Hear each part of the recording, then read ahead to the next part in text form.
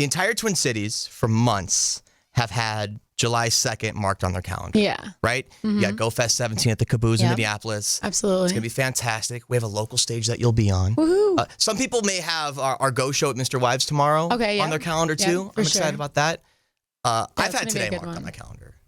Is what I've had. Yes. Because I've been ready to talk to you for a while. Me too. I've had literally my alarm just went off on my phone. It was like, interview, and I'd go. And so I've been ready. I've been excited too. I can't wait. I'm just happy to be back. You visited us back in December, I believe. It was winter. It was cold. It was frozen. And today's a little weird as well. Today is weird. I know. We were just talking about that. The weather is kind of doing its own thing today, but it's hot. But what's cool is on Sunday, it's supposed to be like 84 degrees. Yeah. It's supposed to be sunny. I've been stressed about this for like a month. I know. Oh my God. So it looks like we're going to be okay. I think we are going to be okay. It keeps changing. It keeps saying Saturday is going to be rainy and then Sunday is going to be sunny. And now I don't know, but I'm super stoked and I have a good group of people coming and I can't wait to be a part of it. So what can people expect when they see you, Jeanne Taylor, on the Go Local stage at Go Fest this week? Well, so it's fun because, I have two different aspects. I have an acoustic aspect of my live performances and I also have a full band, like full blown live aspect with people that I play with all the time. And what I'm bringing to the stage at this Go show is my full band. And so we got Uncle Jay on the drums. And, it's a funny story about that. I'll say it quickly. We just branded him as Uncle Jay. And so I would always introduce him when I'm at full band things. And I would be like, I'm naming off everybody, this is him on guitar, bass, whatever. And then I'd be like, this is my Uncle Jay behind me on drums. And, afterwards my dad was kind of like, maybe, you should say his full name and not Uncle Jay. And then me and Jay looked at each other and we both were just like, what? Wait, hold on. And then we kind of took a step back and we ended up branding him as Uncle Jay. And like we made t-shirts and and he wears them at every show that we do. And so we're going to bring some of those. And so, but in general, we just have full band and it's going to be hyped up and it's going to be full blown and heavy and super fun. And I'm doing all of my upbeat stuff and I'm going to throw in a cover and do some Minneapolis funk and take it back to my roots. And no doubt. I can't wait. I'm so excited. And you're still here. I'm excited about that. I know. I'm here. Are we losing you still? Is that still happening? Yes. Why? But I don't know when. It's not for, I'm here all summer long and I'm doing a lot of shows. But I was planning on moving to California. That's a lovely state. Probably. It's the worst. It's awful. I hate California. Yeah. I know. I've had my experiences there. I lived there my past 2 summers. So it's kind of interesting to be here this summer, but I'm really enjoying it just because I can, set myself up as an artist and set myself up to succeed somewhere else. But I really just want to have my base here. And this is where my home is. And this is where I'm grounded. And so I decided to stay here all summer. And like I said, doing a lot of shows and we'll see. I'm supposed to move there probably fall. Okay. So we'll see what happens. We'll see, where it goes. You've spent the last 2 summers in Los Angeles, pursuing music, making music. You're here this summer. Yes. Why did you decide to be here this summer, though? Is it because of the shows? Is it because you miss home? What was that all about? It's definitely to just make myself into a better artist. And I finally have, the last 2 summers, the first summer was, writing and creating and actually recording all of this music. I see. Okay. And then last summer was all about, finishing it up and meeting with people and just, kind of getting my ground out there for when I do finally move. But this summer is just all about, making my name a bit bigger and just, starting to grow my fan base somewhere. And you got to start somewhere. And why not start in Minneapolis where my home is and where we all are and where it's such a great, city of music anyways. And I think that bringing, it's all funky. We all know that. We all know the music scene here. And I think it's so cool to just be able to bring a different aspect to Minneapolis and, selling out shows at bunkers and whatnot and doing shows with you guys. And I just think that it's super important and super cool to be able to be a part of bringing a new type of genre to the Twin Cities. You're right. I can't really describe what you do. I know. I don't know what it is. Is it pop? Is it hip hop? Is it R&B? That's what I say. I say definitely a mix. I kind of made up my own genre. I feel like it's pop R&B. You know what it is? It's alternative. Yes. That's what alternative is, right? It means different. It means something you can't describe. So definitely wanted it to be my own sound, and my producer and I worked very closely, and I just fell in love with the sound that we came up with for me, and it's everything that I kind of ever envisioned, because I grew up and I would listen so closely to like people like Rihanna, Beyonce, all Alicia Keys, and I would listen so closely to their sound and try and master like what they sounded like, and I really just loved who they were and who they were as artists. And so, growing up and obviously my music is super poppy as well, I wanted to continue that aspect just because I love to dance and I love to amp people up. Sure. But to keep that kind of more R&B tone to it, because that's kind of where my voice goes. It's soulful, yeah. Yeah. So I just wanted to stay true to that and stay true to my vocal cords. Speaking of producers, I heard a rumor that recently we have a coworker of mine, another Go 96.3 DJ, makes some beats on the side. He produces records, and I guess he ran into you at the Migos show. Yes, he did. Talking about Jordan? Yeah, the man. Oh, yes, absolutely. How was that experience? Was he okay? Was he creepy? Was he all right? He was the worst. I'm just kidding. Really terrible dude. Oh my God, no. Not positive at all. So great. Oh my God, no, he's so sweet. We hit it off so well. We talked all night, and actually, I'm going to end up sending him Adderall, the stems to Adderall, and we're going to do something with it and do a little remix and make it just a more of a jam than what it already is, I guess. I like this. I know, You didn't tell me this. Wow. There's going to be a Jordan remix of Adderall? The song, of course, speaking of. I don't know if I'm supposed to tell people this, am I? Jordan, I'm so sorry. No, he'll be all right. It's good. Yeah, it's on the DL. Good times.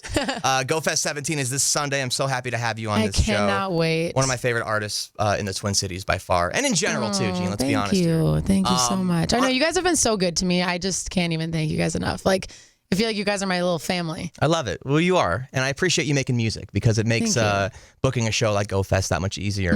Anything in particular you're excited about beyond your show, your performance rather on Sunday? I mean, Bleachers is headlining. Oh my God, I am so excited for just even everyone, all the local people, like all the local bands too. We've kind of just been chatting back and forth on Twitter and just like bantering, and it's been so fun. And I'm really excited to see there's Bleachers, Mute Math, Naked and Famous.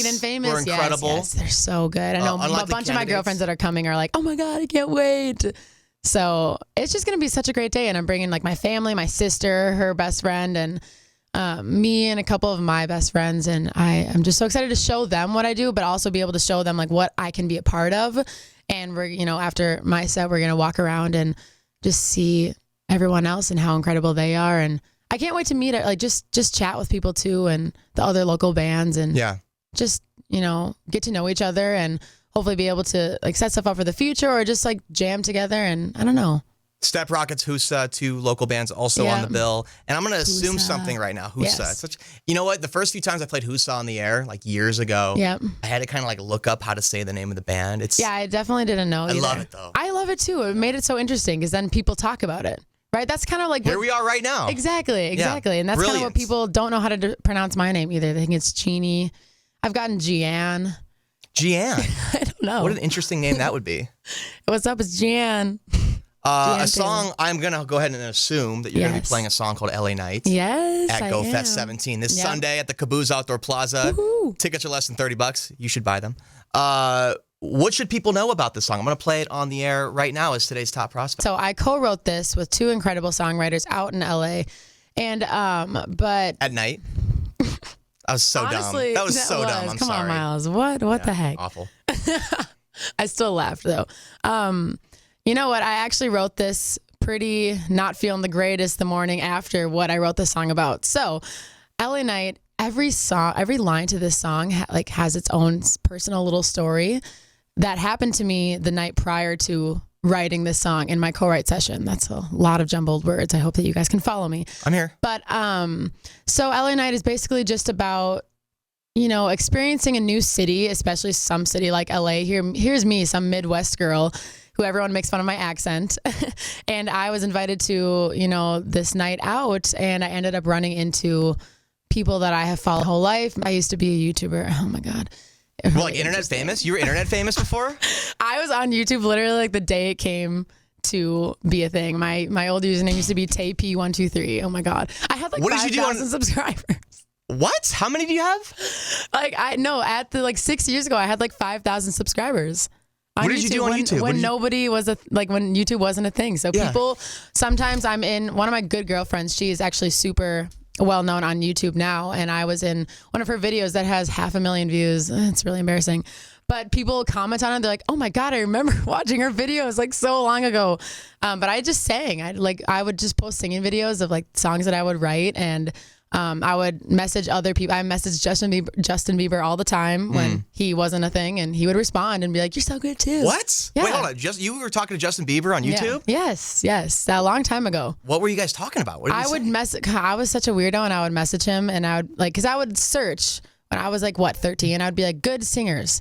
Because YouTube wasn't really a thing, and Justin Bieber came up. No diss on Justin Bieber. I actually like his song. Oh, I love Biebs. Yeah, it's all good. Because I've been through lots with Biebs. Biebs is a part of my LA Night song, anyways. Sure. Because he ended up being at the party, and we clinked, and is that right? Yeah, that's what the "Take a Shot with Superstar" is all about. So you took a shot with Justin Bieber that helped influence the song that we're listening to. Yeah, exactly. It was the oddest evening of my night, and I just woke up, and we had already had the co-write session planned for 2 weeks at this point. And so I got there and they're like, so what should we write about? And I was just kind of sitting there and I was like, well, I had a really interesting evening last night. And they're like, what? So I ended up going through every text, every memory. And who else was there? It was Can we talk about this? We can talk about this a little bit. I ran into Kendall Jenner and Haley Baldwin was there, and they met up with Biebs. It was all Jack and Jack. I don't know if you've heard of them. They're from Vine. A lot of Vine famous people, a lot of YouTube famous people like Andrea Russett. And I know these names are probably nobody to you, but they're really famous and have millions of subscribers on YouTube. And it's so funny because going back to my sad YouTube story, when I was on YouTube, I would always watch them when I was 13. And so I've kind of grown up watching them. And then all of a sudden I walk in and I'm just at this night out with all of them. Wow. And I was so out of my element, but I also wasn't really, because I had grown up in that community, watching them online. And I was also posting videos of myself online, and I have that type of personality from a young age. I just always loved to be in front of the camera, and I'm just a goofy person. Some of my videos were also just my friends and I goofing off, and that was some of my subscribers favorite videos. They would always request them. And blowing my mind right now. I know. There's lots of layers. I'm like an onion. Yeah. Lots of layers to peel back, like Shrek. But yeah, so I ended up, people were just like, who are you? And they're like, you're cool. Oh my God, where'd you come from? And I was like, I don't know. I don't know why I'm here. But it was such a fun night. So this is what LA Night is literally all about. Was that evening. It's basically about Justin Bieber and hanging out with Justin Bieber for a night. Give me one interesting story, or one thing that happened with Justin Bieber that was a little surprising, or just give me something with Justin Bieber that night. So he was honestly one of the most down to earth people I have ever met. And whenever I've met him a few times, and he's always been so humble and so honestly just really real. And I was looking at him from across the way, whatever, just peering over. Yeah. And he was having just these really in-depth, really interesting conversations with people, and and I kind of overheard one, and he was just amping them up and being like, you can do it. I know that you are capable of so much. And he was just really giving people, I don't know, really great advice, and was just there for other people. I don't know. It was so interesting. And I was like, what? This is crazy to see this side of him. But he was just really into his conversations and really into the people that he was talking to, and was really there and present. And then when I ran into him, he was just normal, sweet. He was with his two other guy friends, and he ends up ordering 3 shots for 1, 2, 3. So I was like, darn, I missed out on this experience, because I was right next to him, trying to get a drink as well. Yeah. I'm 21, everyone, don't worry.